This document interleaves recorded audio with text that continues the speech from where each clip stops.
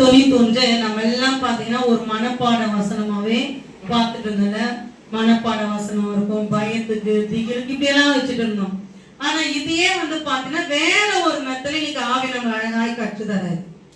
எப்படின்னா அதை 3ஆய் பிரிக்கிற ஒரு மெத்தடு இல்ல.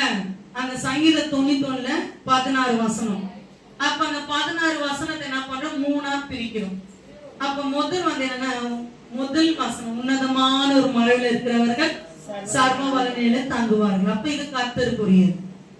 2ல இருந்து 13 வரைக்கும் நம்மளுக்குரியது.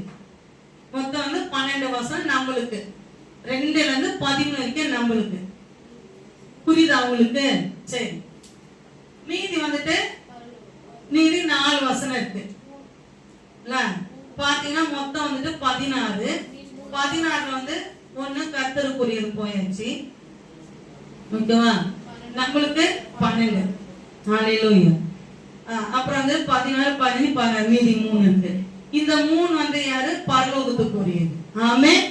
அப்ப 16 சரியா போயாச்சு. அப்போ இது எப்படி 3ஆ பிரிச்சீங்க அப்படின்னு சொல்லும் போது பாத்தீங்கன்னா, உன்னதமான ஒரு மலையில இருக்கிறவர்கள் சர்வ, அப்ப அவருக்குள்ள நம்ம சேஃபா போயிட்டோம். அப்ப நம்ம சுத்தி என்ன பண்ணியாச்சு, இப்போ அழகா வேலி அடிச்சாச்சு.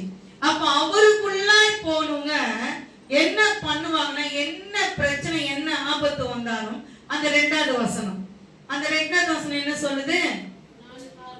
நான் என்ன பண்ண, கர்த்தரை நோக்கி நீதான் என்னுடைய அடைக்கலம், என் கோட்டை, நான் நம்பி இருக்கிற தேவன் நம்ம சொல்லுவோம்.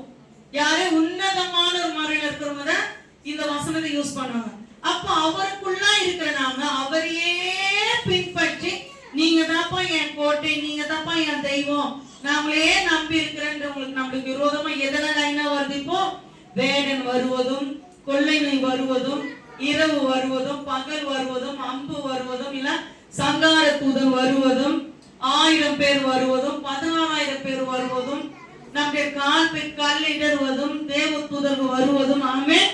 இது மாத்திரம் அல்ல, அங்க பாத்தீங்கன்னா பொல்லாப்பு வருவதும், வாதை வருவதும், சிங்கங்கள் வருவதும், பாம்புகள் வருவதும், வலு சர்ப்பம் வருவதும்.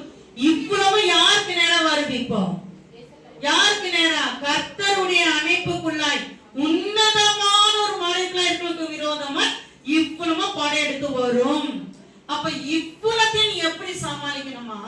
வாஞ்சியோட கூட, யாருல? கர்த்தரிடத்துல. இவையெல்லாம் நீ பார்க்க கூடாது.